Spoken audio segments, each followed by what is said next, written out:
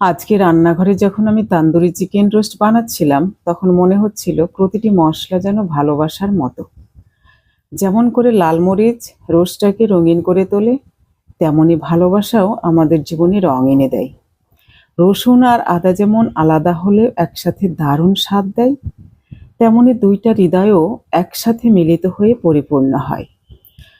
আর দই যখন সব মশলাকে একসাথে জড়িয়ে ধরে, তখন মনে হয় ভালোবাসা আসলে সেই বন্ধন যেটা সব ভিন্নতাকে একসাথে গেঁথে দেয়। চিকেনটা যখন ধীরে ধীরে রোস্ট হচ্ছিল, তখন মনে হলো এটা শুধু একটা খাবার নয়, বরং অপেক্ষা আর ধৈর্যের ফল। যেন কারো জন্য রান্না নয়, এটা কারো হৃদয়ে জায়গা করে নেওয়ার এক মিষ্টি অজুহাত।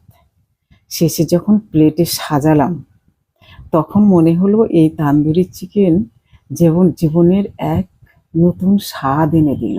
অসাধারণ হয়েছে খেতে।